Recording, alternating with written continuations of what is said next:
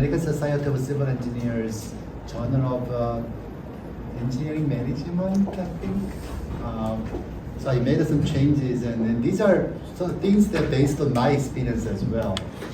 So I am one of an editor-in-chief of International Journal of Transportation, which is not doing very well. Being served as associate editor for Journal of the Intelligent Transportation Systems, American Society of Civil Engineers, Journal of Transportation Engineering. KAIST is a Korean Society of Civil Engineers, Journal of Civil Engineering, and Imperial Board member of International Journal of Sustainable Transportation. I get a lot of requests to join, but I decided not to. It's a lot of work actually doing this. I prepared yesterday, so this is a Google Scholar. Some people, Google Scholar is not good, but University of Virginia actually accepts this as a sort of a peer evaluation as well. I don't know this is a high or low. I'm happy with where I am. About over 7,800 citations, and H index is how many papers you have being cited by other journal papers. So at least 43 journals are cited more than 43 times. So why publish a journal paper? I think we are contributing to the existing body of knowledge. Maybe journal paper is not the most efficient way of doing it, but that's being accepted for quantifying the quality of work. If you wanted to be a PhD candidate, you need to have a paper probably. Doing the interview for postdoc or faculty positions, people look at your publication records. What journals, top journals, and how many citations are critical for getting tenure in university level as well. And then by having this journal publication, you get the new ideas are generated and introduced, shares.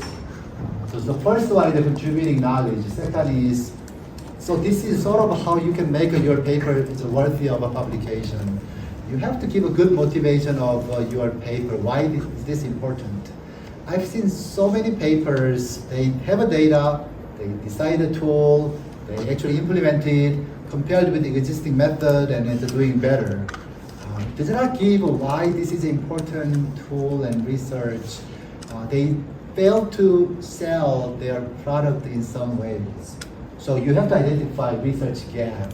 If that tool happen to be, existing tools are not good enough for doing predictions, then maybe you can identify this is not good enough to do certain application.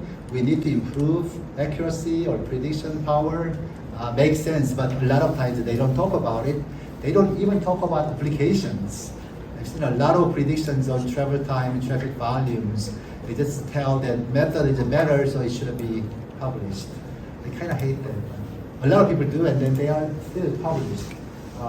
Need to clearly identify research gap, why this is adding a value to the research community. As I said, getting PhD, you also need to have a publications. Used to be publish or perish. Publish and flourish. You publish more and you become really flourish in your life. Your academic career, again, getting postdoc and faculty position, tenure, promotion, that depending on publications, citations, H index. Good research should be read, disseminated, and cited. And then you are convincing your funding agency that you are capable of doing good research. Your products as a publication or commercialization later on are critical for changing the society, helping out the engineering solutions. To approach, to have a proper closure of your research, and again, that's one. And then you probably know that this is a publication that's forever. Most of university in Korea I know, an SCI or SCI expanded is required for PhD degree, so you have to publish. And how do you make a good publication is a key. Where to publish, this is a challenge. And most of the time you probably look at while your peers, your professors are publishing. That's good. And you probably have to find more as well. Start with there, and then there's always a journal has their aims and scopes of their genre. They explain these. And believe it or not, more than 50% of the papers submitted to the journal is desk rejected. What it means is that editor-in-chief reviews a paper, and then this is not good enough quality. They just reject it without actually forwarding to the associate editor to send out the reviews. Most of the time it's on scope. Our journal is not dealing with these, and they are sending it. And sometimes they send the entire thesis and then submit. Format is not good.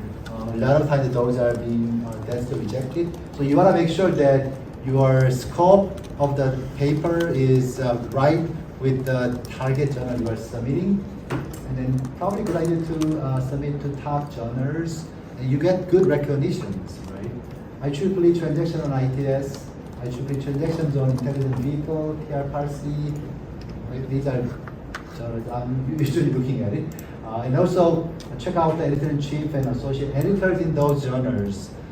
I've seen people, famous people are on the editorial board of, sometimes we call it not good journals. That's their choice, right? So if you look at those people, and you can tell the quality of the journals, and they actually report the number of citations and impact factors as well. You want to avoid the journal takes forever to review, so it's probably not a good idea, especially junior faculty who needs to get a publication to get promotion and tenures, and also sometimes a student who actually have to get the publication to graduate. The difference between Korea and the US is the US actually accepts those papers are accepted. In Korea, at least in my experience, it has to be published. It has to be available somewhere as a paper and online. This is coming from Journal of Transportation Engineering, Part A systems. So they are broad in terms of technical and professional engineering articles on the planning, design, construction, operation, and maintenance of air, highway, rail, and urban transport systems and infrastructure. So it covers a lot of topic area. And as long as your paper should have content relevant to this, so that you don't get the desk rejected. Again, how to pick the right journal is you have to familiarize with these areas. One thing I want to tell most people is that Springer or Elsevier, I'm not criticizing, they are not good publishers, they are great publishers, but they are actually publishing to make money.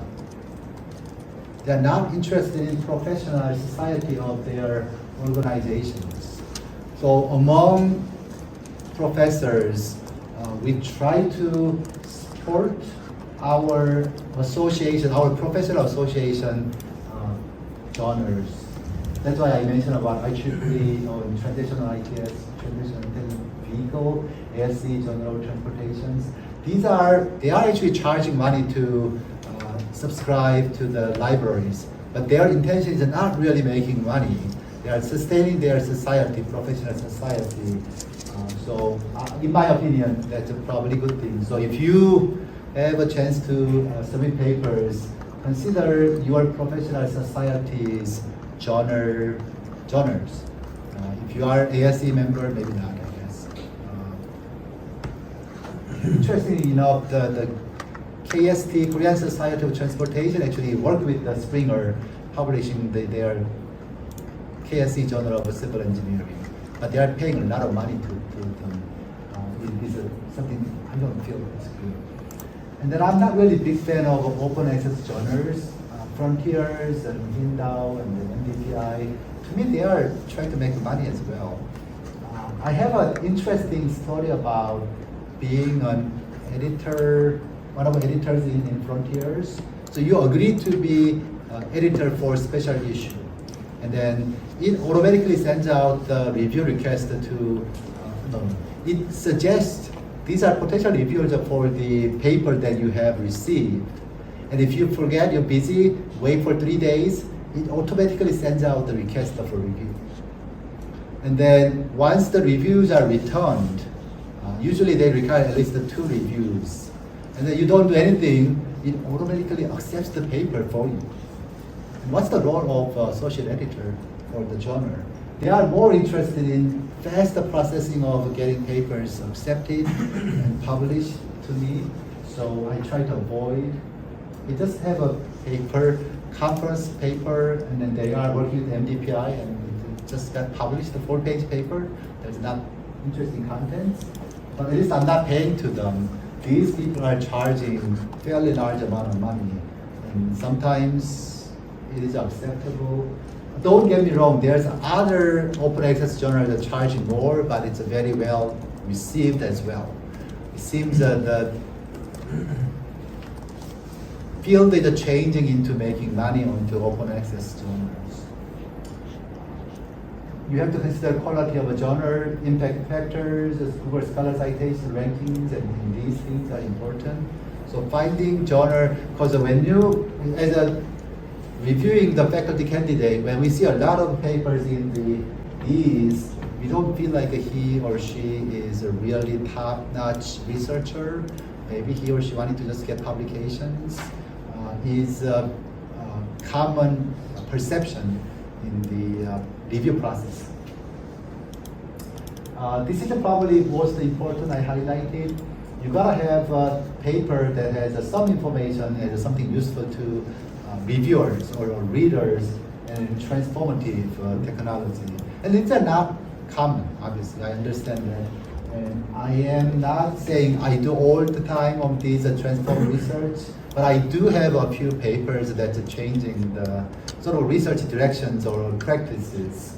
So you want to have a clearly explain what is the motivation of this paper, dealing with something important question. So I'm going to give examples of my professor so mentioned about genetic algorithm for oversaturated signal intersection optimization. People were not able to deal with the oversaturated conditions. People were not able to optimize signal parameters because of the complexity. And I actually mentioned that this is what I want to do to my advisor, and he said, was laughing, don't do it, this is not possible, is what he said. And again, good PhD student proves that advice is wrong, and then you show them this is doable, you change things is important. So I actually made things on that, and then this was adopted by the industry standard software. I can tell you the example on those. So research gap identification is always important. You do literature review, try to make sure that what you want to do was not done yet. And also tell what other people have done. You complement their efforts, but still indicate that these are the huge research gap. Once we fill that gap, things will be a lot better, is what you want to tell. When people read that and understand that, they want to read your paper more detailed and then learn what you have done. That's what you need to get papers published. And to do that, you have a solid methodology goes with it. So this was my dissertation, one of the chapters in my dissertation. This was 1998, 1999. Me, my advisor, and then PTI is a big organization in Texas A&M University. He was actually supervisor giving money to work on research. I don't know how many of you know about traffic signal timing plan. It's a can be hard problem as you have more intersections. Number of combination goes infinitely, in exponential increase. The problem with the phase sequence, these days you have a left turn first, or left and through first, or through and left turn. These combinations, there are so many in each intersection, it's impossible to deal with them. And also the progression requires offset between the intersections. It's a nightmare of the optimization problem. And I enjoy doing the research and was able to solve the problem. And when I did that, 27OP was a de facto program back then in the US. And then there's an agency in the University of Florida, and David Hale actually called me up, hey, I saw your paper and then wanted to implement that. And I helped him to implement the method I developed. And later on, Synchro is actually adopted the same logic to optimize timing optimization using simulation. So how do we have that kind of a transformative way of doing it. It's not very common, but challenging. You do it, people will recognize what you have done. Sometimes it's a good idea to have a results and discussion section. To me, you actually have learned something from your research, and sometimes the people do not share that in detail. Something that you could share and people appreciate is important. My GA paper, the next version, how many of you know genetic algorithm? Not really. So there's a theory behind the genetic algorithm called the building block theory and then schema theorem. This is proven in theory. And then people have not really shown how this works. And I got really curious, and I was doing my genetic algorithm optimization, and I want to see how these schemas are being evolved. And I kind of show them, oh, this is how GA works, and then how they converge into the optimal solution. That's something I shared as a knowledge, and people now begin to understand why GA works. Not because people said GA works. They can see by empirically based on the data I kind of aggregate, showing them. And people like to see those. And then also I compared my research with the Transit 7F tool, and I explained why Transit 7F fails. Not simply based on the results of the numbers. I explained, back then it's a speculation obviously, but it's a convincing way. If you know what I'm talking about as a signal timing optimization, they have three components. One is uniform delay, random plus oversaturation delay, and then initial Q delay. And Transit 7F is using random plus oversaturation delay based on the highway capacity management equation.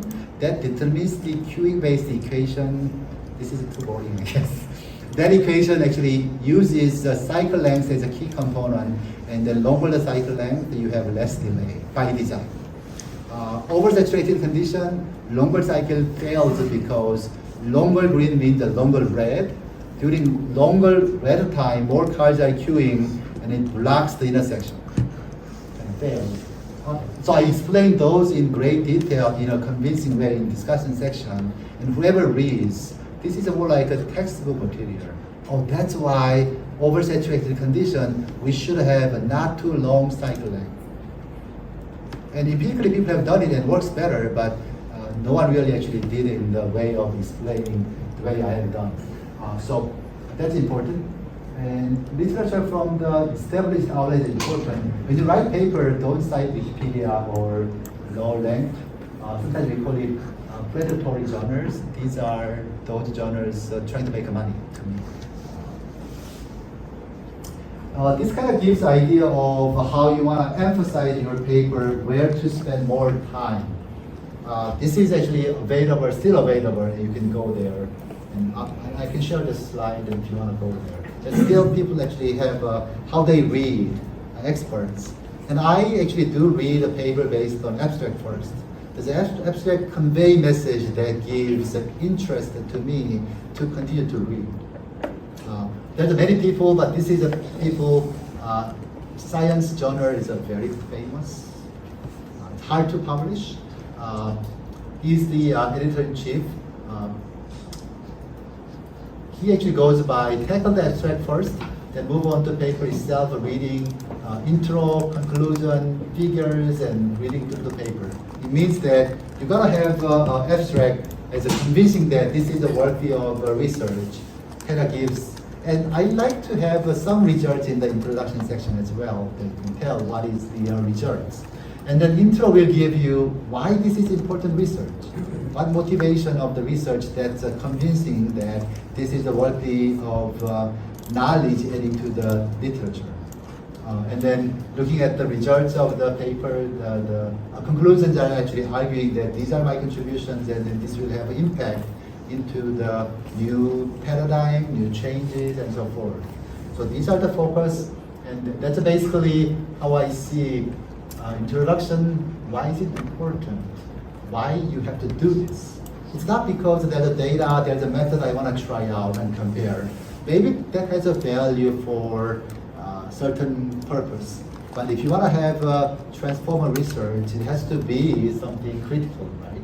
So my case, none of the traffic signal optimization software deals with oversaturated conditions. and then never handles optimization of phase sequences. This was a funny 27F. There was actually one dissertation back in 80s. And he wanted to do it. He couldn't do it with the GA.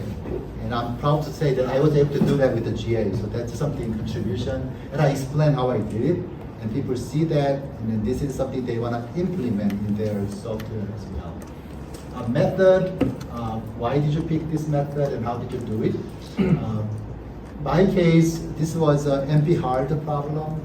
So a lot of NP-hard problem you can solve as dynamic programming, like a Traverse and salesman problem.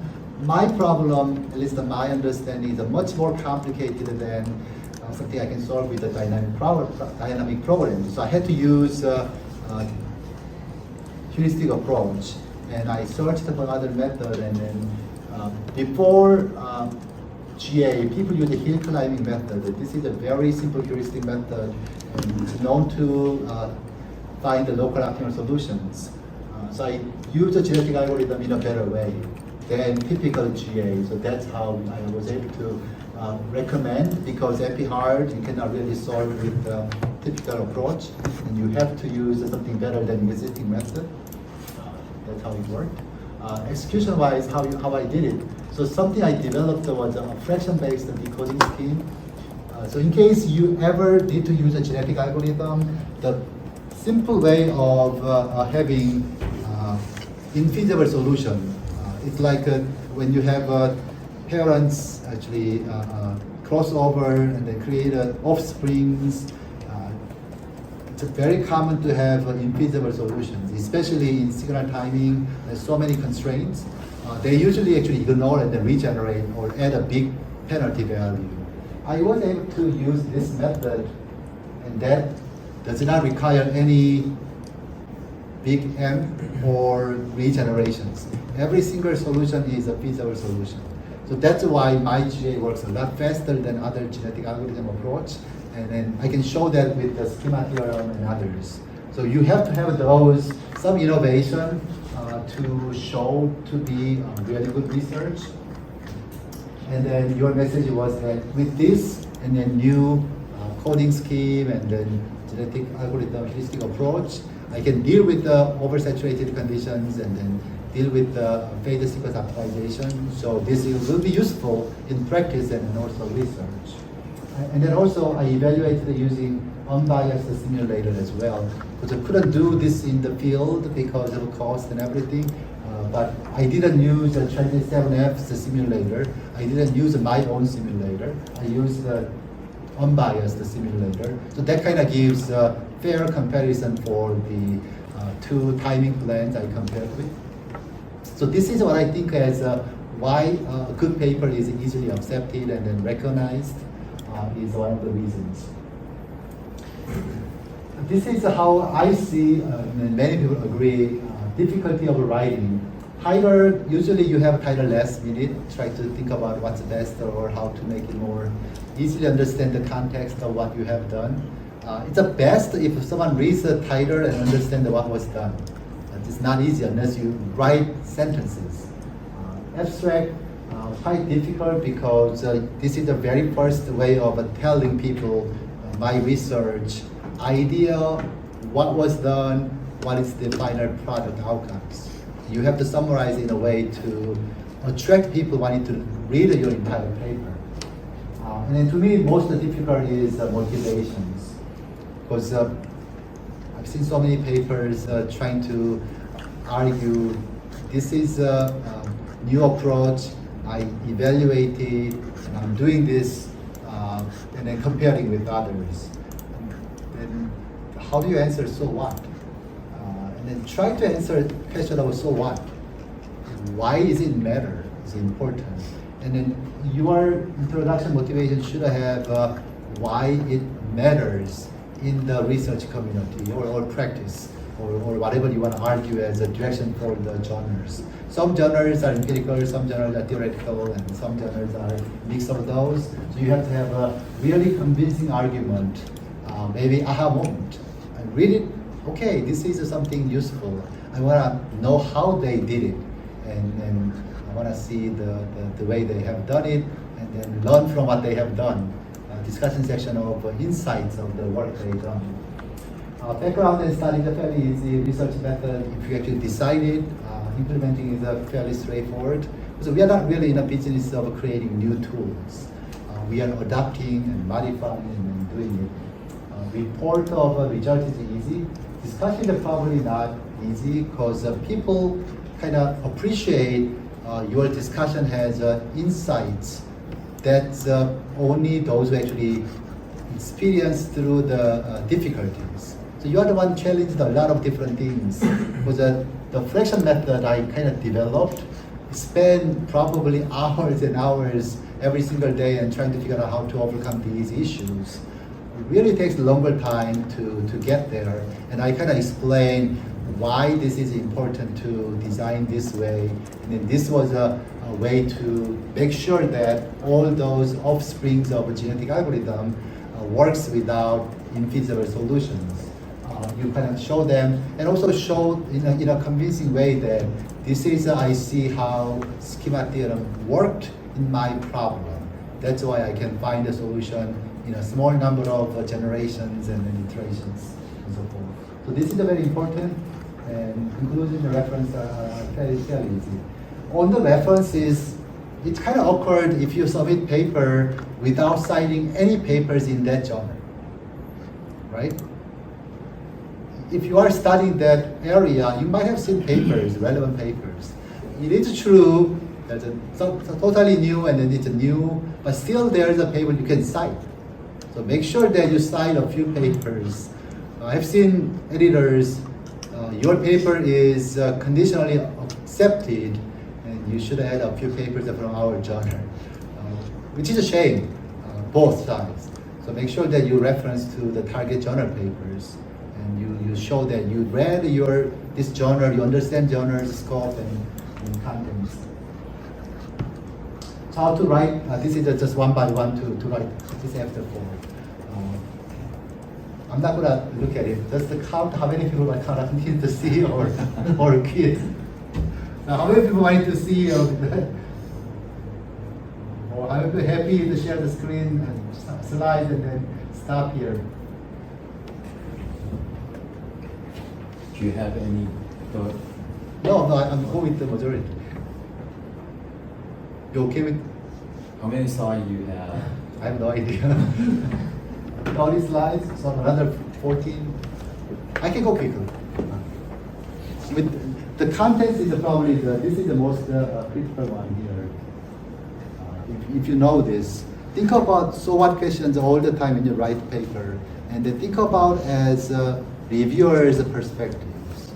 I mean, you write, you think it's a good paper, you know everything, but reviewers are not reading the way you want them to read.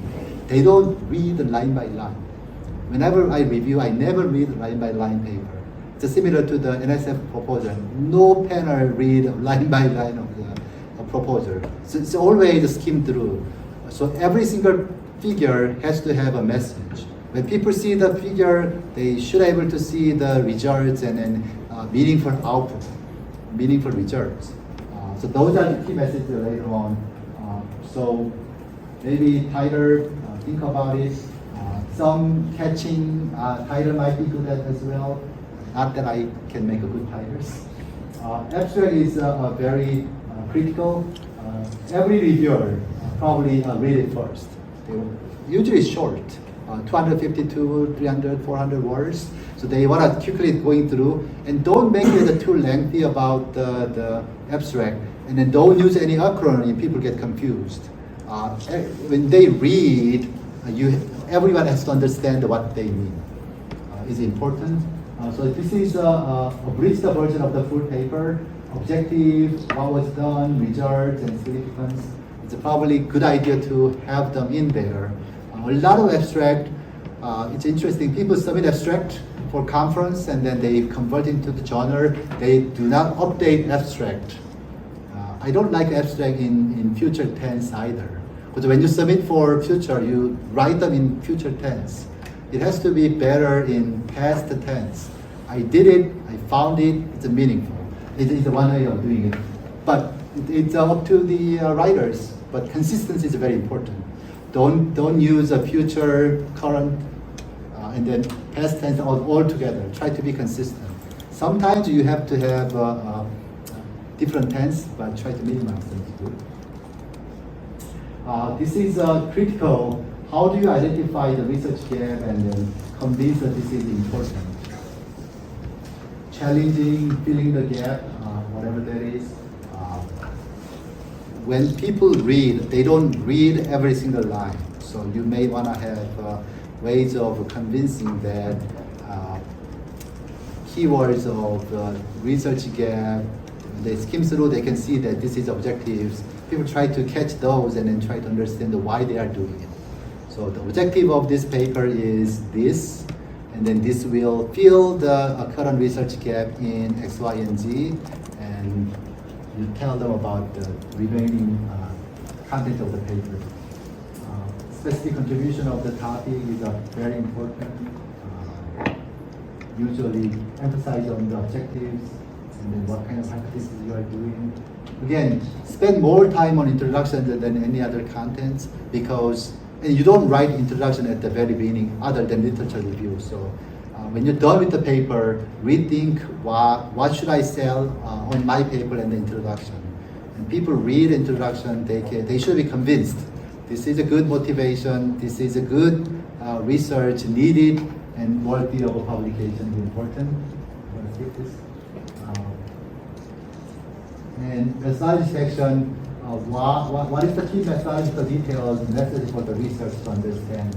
So sometimes depending on the topic and depending on the how new this concept is, it's a very common for AI application, but maybe not very common in transportation. You may want to have a little bit details. Don't just show the equation and then details can be found from there. With the equation, you have to tell by reading these texts, understand what they mean. It's a plain English. They want to understand as they read. Is probably best. I'm sure there's a theoretical paper as well, but most of applications I do has to be convincing every single words they read. They can get it, and they want to know more about it, and they can refer to other papers. It's okay. So the narrative that how you did it, it's probably better that way. An important part of writing paper is deciding what bits of information need to be given in detail. Again, this is challenging in a sense. We don't know how reviewers are forced into different topic areas. So best strategy is that I think that this is important, then you want them to understand by reading your text. It's probably the most important. Sometimes it's not easy. Analysis of findings are very simple, so it's not typically hard. Discussion, again, I'm just re-emphasizing what is interesting, what is not interesting. You want to have every single table, every single figure has a message. My message is compared with the B, and then this is 10% better. If that's the message, you want to highlight that. Explain results, what that means, and then how is it different from previous studies. So this is okay because if it's a lot better, and you have a contribution. If it's similar, you are actually reinforcing that this is a good approach. Because a lot of research needs to be done more than once. You found a faster approach, simpler approach than previous one. You can do real-time versus those offline testing. Similar results. This is assuring. This is the right direction of research, helping whatever practice.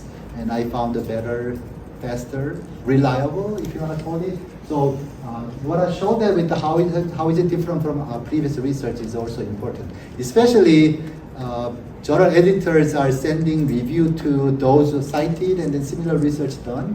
Because I know if I send it to that person, very likely he will or she will accept. So if I'm an expert in if someone sent me the signal timing optimization paper, I can probably review in 15 minutes. I don't have to read every single line. I can see immediately the value of doing research and so forth. So I tend to try to find expert in that topic area, and there's a lot better chance of getting accepted to review as well. So if you miss or don't even mention what others have done, then that's not good.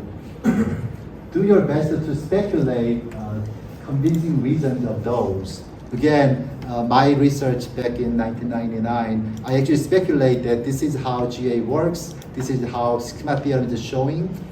It's a slightly better than speculation, but you want to have your best insights because you know more than anyone else in that topic area of research, and you want to share that with others, and they begin to appreciate. I don't know, you guys have read a paper that kind of share insights and then, okay, this is how that was done in details.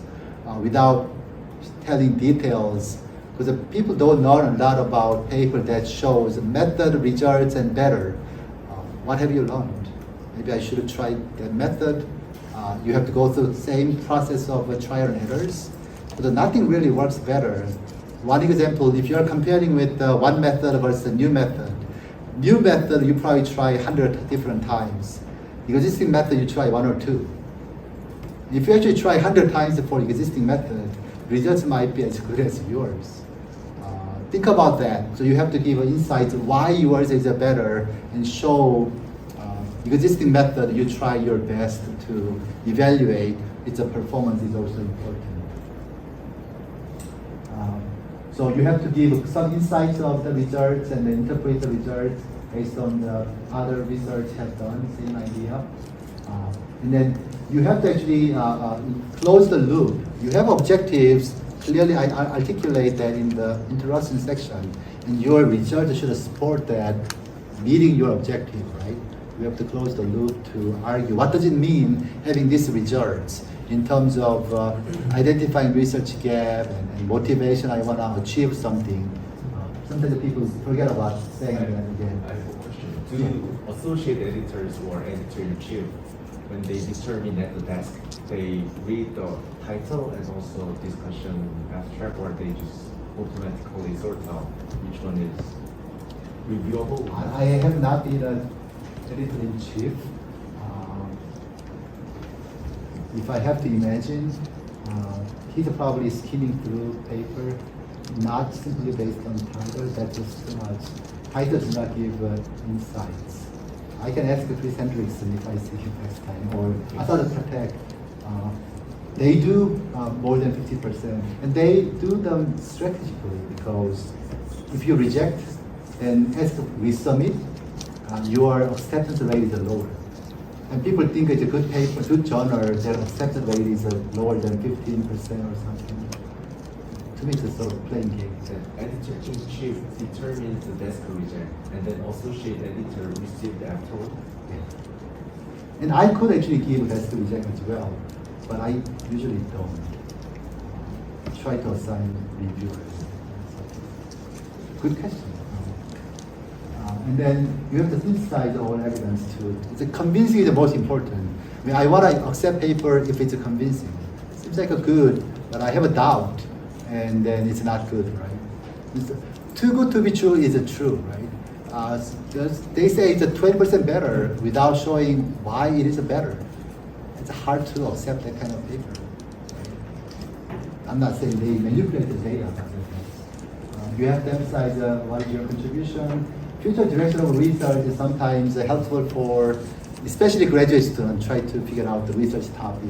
They read the future direction, maybe they can pick up some ideas and then try to do their research. That's a probably good idea. Next two slides is probably interesting to say why people reject the papers. Technically not sound. People use the genetic algorithm all the time. You did a GA again, what does it mean? It's not really.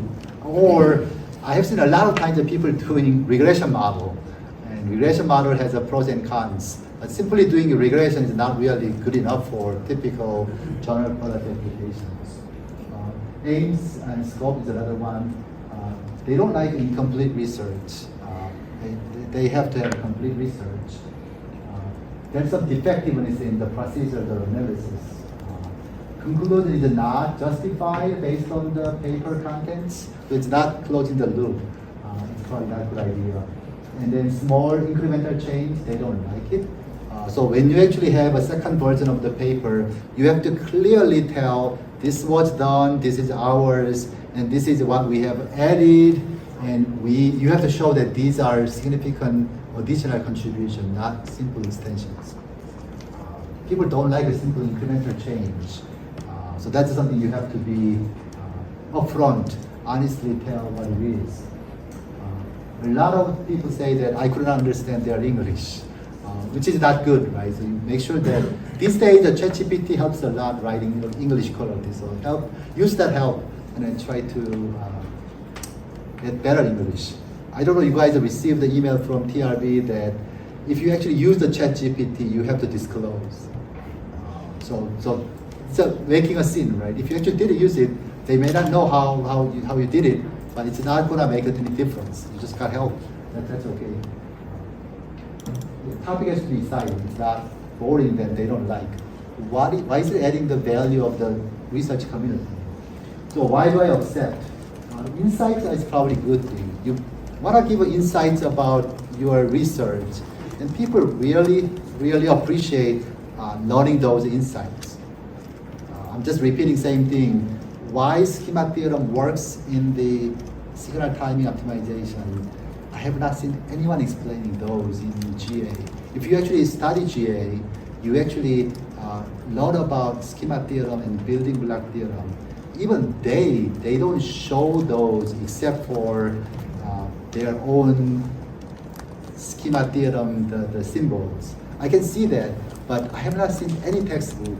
I have not read a lot of papers and textbooks explaining those empirically. So it's meaningful to meet your satisfaction based on curiosity. I want to see how this works. And then that helps me to go through that. And then these insights are really critical. So insights are useful to do that. It's all insights. Again, every single paper has a good storyline to convince people.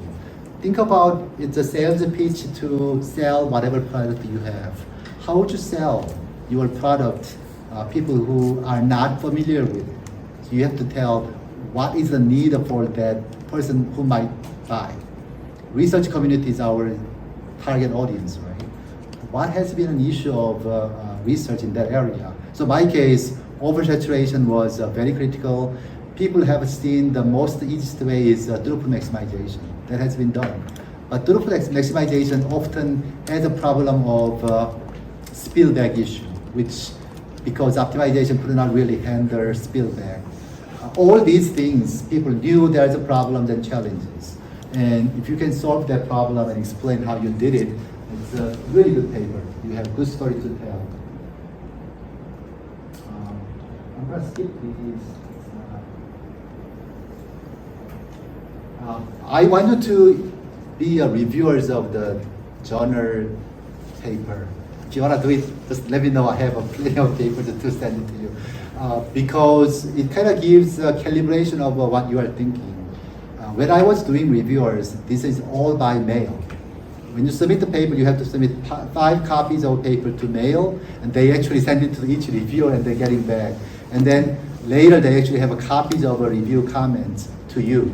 And whenever I see that, I can tell where I was and what I was thinking. Problem back then was it takes 3-4 months and I forget about what I was thinking. These days it's all electronic, so you can tell where you are. And there's always a conflict reviews. One says accept, the other says a decline. That's a really challenging as an associate editor.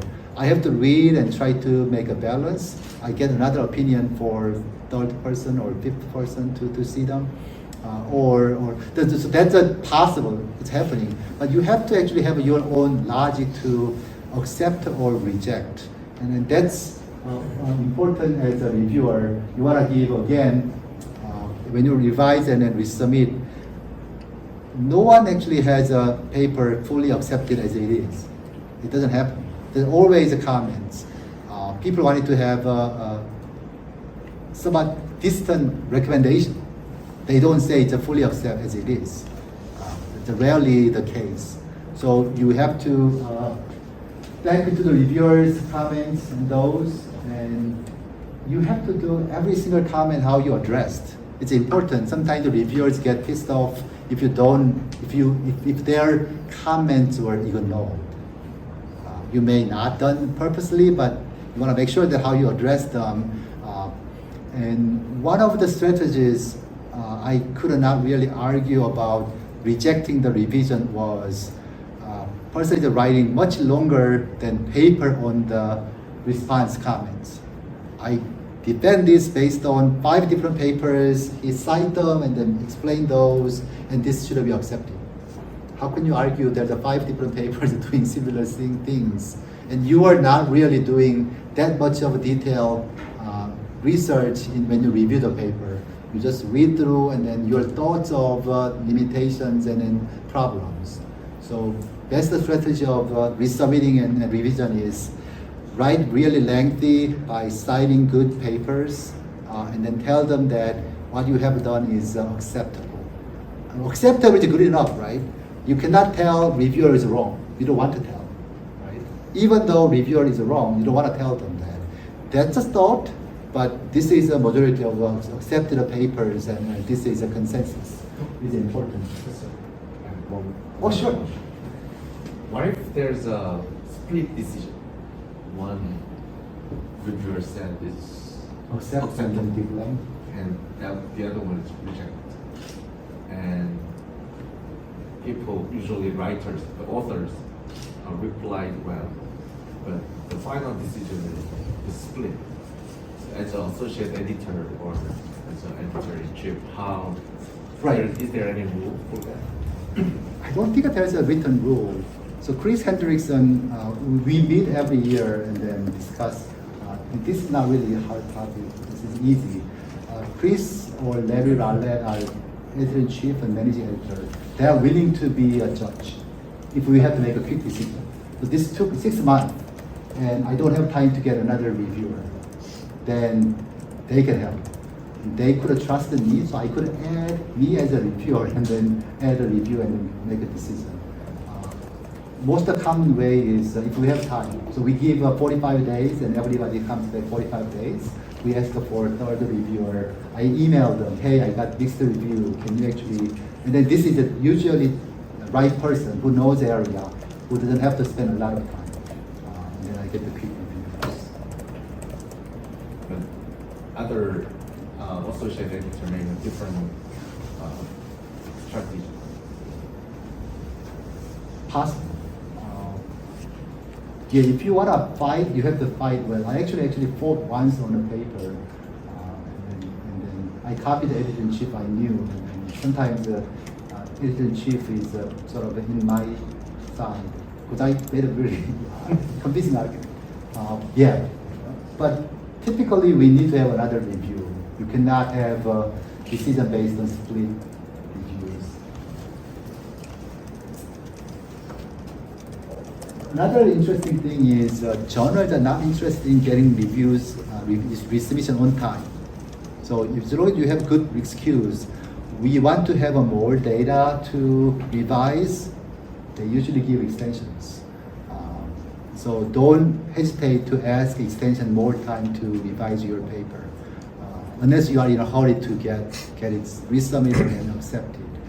It's very easy to get.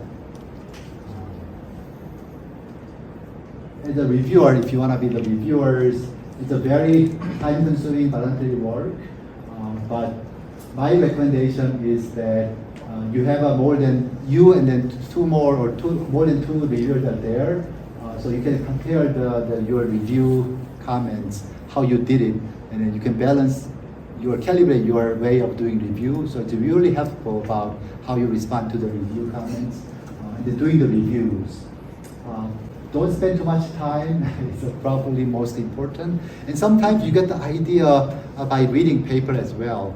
I get the idea by attending conference and people giving talk, and then you get the ideas of your research. You should get the idea for reading paper. Sometimes the conference papers are not good, so you might say, why am I wasting my time? I get that a lot. But at least the top journal papers are reasonably good. You get some good ideas, so take advantage of those. But don't spend too much time on it. If you want to do good review, it takes hours, days even. You cannot do them. So maybe read less than an hour and then write maybe less than an hour. So don't spend more than 2 hours on them. when you read a good paper, you kind of enjoy it. Especially very well thought out and then transformative research, and then you'll be happy to read it. And then don't be too nasty or dramatic. It's not a good idea. People do that once in a while, but that's never good. And if you are in the US, or if you really want to be a postdoc in the US, maybe as a PhD student, email editor-in-chief with your CV. You need to have a few publications. You want to be involved in the reviewer process. They'll really love you because they need reviewers. They can forward it to that kind of email to proper associate editor, and I get to use. And I don't overburden them. I use 1 or 2 per year, so it helps. Because I send out 6, and then probably 1 accepted to review. 3 never respond. 2 says no, I don't have time. So that's a reality. So it's having reviewer, and then it really helps because there's a young junior editor options as well, and then they can be considered. And also we nominate outstanding reviewers that can be useful. I got into the ASE Journal of Transportation because somebody nominated me as an outstanding reviewer, and then following year I actually volunteered to be involved in editorial work, and then they put me as an associate editor. So that's another way of getting recognized. And I don't know how much is important in the Korean society, but in the US, if you are an editor, associate editor, that means a lot in getting tenure. So that's it.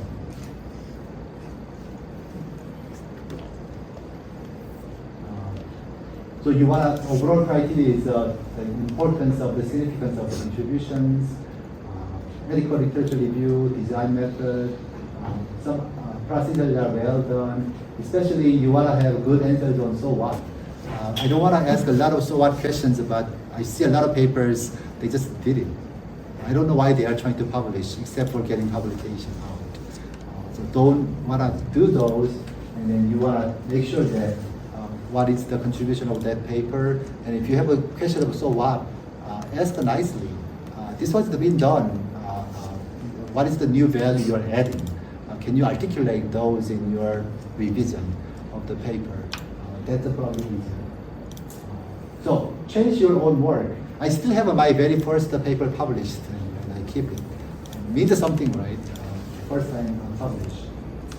And you have to change your work, and don't be ashamed of your work. I mean, I have a paper that I shouldn't have published.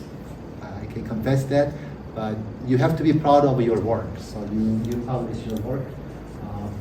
No secret recipe for success. You just have to follow these ideas, and then depending on reviewers, good papers can be rejected. I was at a talk by Nobel laureate. Her Nobel Prize was based on the research. That proposal was rejected more than 3 times. And she told me that story. The people don't see the value, and then maybe it's too risky. So journal papers are probably same, especially TRB. To me, it's more of a random process. So I submit papers, sometimes a good paper, it gets rejected. Sometimes a last minute paper, it gets accepted. So depending on who's reviewing it, so don't be discouraged too much. You just have to be your own happiness. I'm happy with this, what I have put together, and there's always a next journal you can try. And it could be better journal than what you have submitted that got rejected. Don't worry about it. That's it. Okay, well.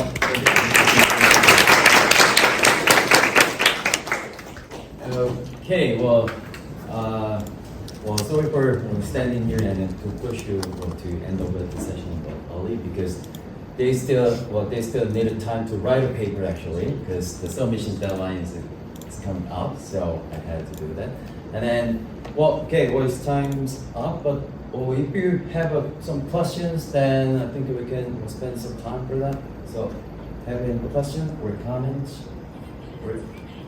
or any specific or practical question about writing a paper and submitting it? I have one request actually. Yeah. They may want to know how the editor assigned the review. The question was how associate editor assigned to reviewers. Scholar One is a company manages a lot of journal paper submission and processing. They're making a lot of money, obviously. They actually pick potential reviewers. That's a Journal of Intelligent Transportation System. Based on your cited papers, they actually reference and then shows a list of potential reviewers and their paper as well. So I could have picked from those. ASC is based on database. So you submit the paper, your name is in the database, and you probably pick the topic area, traffic operations, highway design, next to vehicles. So I can actually search by keywords, and it pops up a couple of hundred people.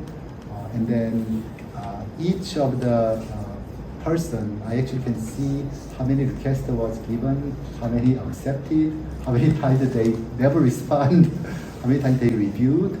They also have scores. Editor can actually add scores based on their reviews. And then this is available in the Journal of ITS as well. So there's a help. It's not like I just randomly assign people. But even I do that, even that system shows how many papers they are currently reviewing, and then there's an alternative review as well.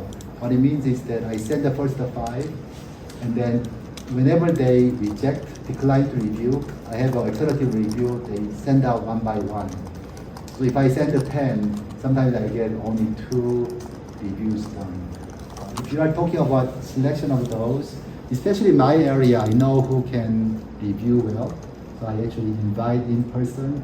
So instead of sending out the system email, I can revise. And then, hey, Professor Yun or Professor So, I want you to review this paper. Like, it's been so long and pending in that case, and then they usually review them. I don't know. Did I answer your question? It's just about mix of a random process as well as personal connections.